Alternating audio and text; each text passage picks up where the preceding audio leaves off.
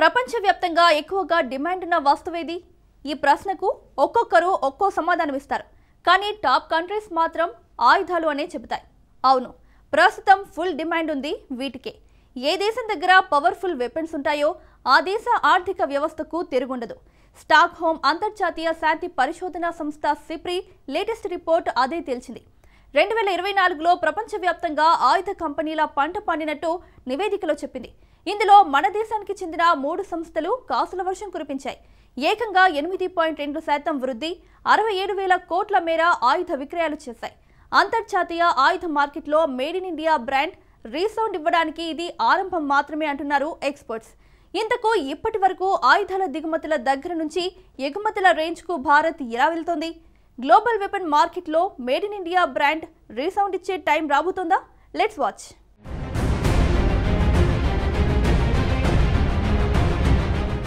యుద్ధాలు, సంఘర్షణలతో ఆయుధాలపై ఫోకస్ చేస్తున్న ప్రపంచం.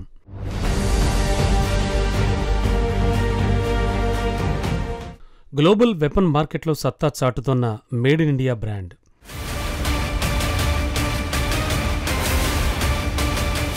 ఇండియా ఆయుధాలు ప్రపంచాన్ని శాసించే సమయం రాబోతోందా? 2 దేశాల మధ్య యుద్ధం అంటే కొన్ని దేశాలకి ఆయుధ వ్యాపారం అంటారు విశ్లేషకులు. ప్రస్తుతం ప్రపంచం తీరు చూస్తే అదే నిజం అనిపించక మాందు. 2024 ఆయుధ మార్కెట్ లెక్కలు ఆ నిజాన్ని చెబుతున్నాయి.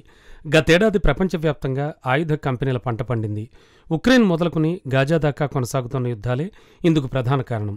ప్రపంచంలో టాప్ 100 ఆయుధ కంపెనీల ఆదాయంలో 2024లో ఏకంగా 5.9% మేర వృద్ధి నమోదైంది. స్టాక్ హోమ్ అంతర్జాతీయ శాంతి పరిశోధన సంస్థ సిప్రి తాజాగా విడుదల చేసిన నివేదిక ఈ గణాంకాలను బయటపెట్టింది. టాప్ 100 సంస్థల ఉమ్మడి ఆదాయం ఏకంగా $679 బిలియన్ నమోదైనట్లుగా వివరించింది.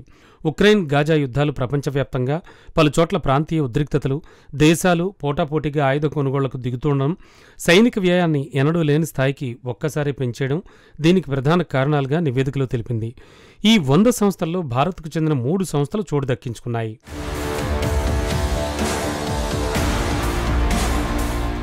వందలో హిందుస్థాన్ ఏరోనాటిక్స్ లిమిటెడ్ 44వ స్థానంలోనూ, Bharat electronics 58, Madgaon dock ship builders 91 స్థానంలో నిలిచాయి.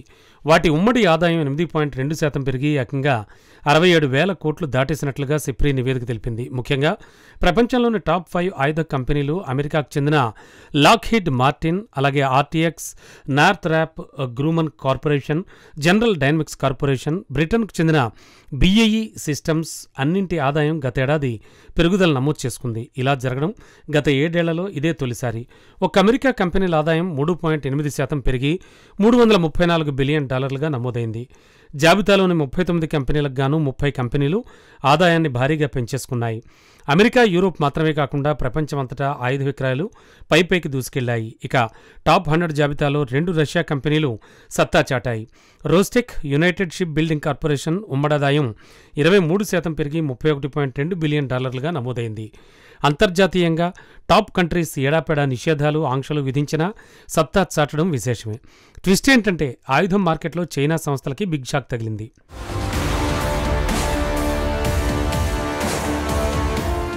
సిప్రి నివేదికలో చైనా కంపెనీల మొత్తం ఆదాయం 10% తగ్గి $88.3 బిలియన్ చేరుకుంది. చైనా ఆయుధ తయారీదారుల పనితీరు జపాన్, దక్షిణ కొరియా కంపెనీలతో పోలిస్తే చాలా దారుణంగా ఉంది. మార్కెట్లో జపాన్, దక్షిణ కొరియా ఆయుధ అమ్మకాల్లో వేగవంతమైన వృద్ధిని సాధిస్తుండగా చైనా కంపెనీలు క్షీణతను ఎదుర్కొంటున్నాయని వెల్లడించాయి. నివేదిక ప్రకారం చూస్తే చైనాలో అతిపెద్ద ఆయుధ తయారీ సంస్థ నోరిన్కో ఎక్కువగా నష్టపోయింది.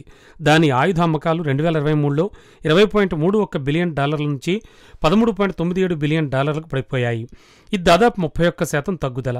కంపెనీ ప్రపంచ ర్యాంకింగ్స్ కూడా 10వ స్థానం నుంచి 11వ స్థానానికి పడిపోయింది.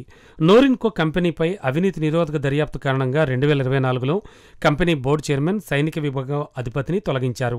ఆ తర్వాత ప్రభుత్వ సమీక్షలు, కాంట్రాక్టు జాప్యాల కారణంగా ఈ సంస్థ ఇబ్బందులు ఎదుర్కొంది. చైనా ఆయుధ సేకరణ వ్యవస్థలో అవినీతి ఆరోపణల కారణంగా 2024లో అనేక ప్రధాన ఒప్పందాలు వాయిదా పడ్డం, రద్దు అయ్యాయని సిప్రి వెల్లడించింది.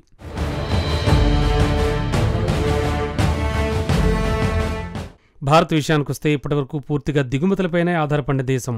టాప్ 100లో చోటు దక్కించుకోవడం మాటలు కాదు. పైగా 8.2% వృద్ధితో ఏకంగా 67,000 కోట్లు దాటడం అంటే మామూలు విషయం కాదు. అందులోనూ అమెరికా, బ్రిటన్, రష్యా, చైనా వంటి టాప్ దేశాలు ఆయుధ మార్కెట్పై ఎన్నో ఏళ్ల క్రితమే దృష్టి పెట్టాయి. భారత్ చాలా తక్కువ సమయంలోనే లక్ష్యం దిశగా అడుగులేయడం మొదలుపెట్టింది. Atmanirbhar Bharat, make in India విధానాలు, ప్రైవేట్ సెక్టర్ భాగస్వామ్యంతో ఆయుధ మార్కెట్లో సత్తా చాటుతోంది. 2023-24 అలాగే 24-25 వరకు డిఫెన్స్ ఎగుమతులు 34 రెట్లు పెరిగాయి. కేవలం 686 కోట్ల నుంచి 23,622 కోట్లకు డిఫెన్స్ ఎగుమతులు చేరుకున్నాయి. ప్రస్తుతం ప్రపంచవ్యాప్తంగా 85 దేశాలకు భారత్ ఆయుధాలు ఎగుమతి చేస్తోంది. ఇజ్రాయెల్, రష్యా వంటి మిత్ర దేశాల భాగస్వామ్యంతో మేడ్ ఇన్ ఇండియా బ్రాండ్ను వెపన్ మార్కెట్లో రీసౌండ్ ఇచ్చేలా చేయాలనే లక్ష్యంతో సర్కార్ అడుగులేస్తోంది. అందుకే టాప్ 100లో 3 సంస్థలు సత్తా చాటడం శుభారంభంగా నిపుణులు విశ్లేషిస్తున్నారు.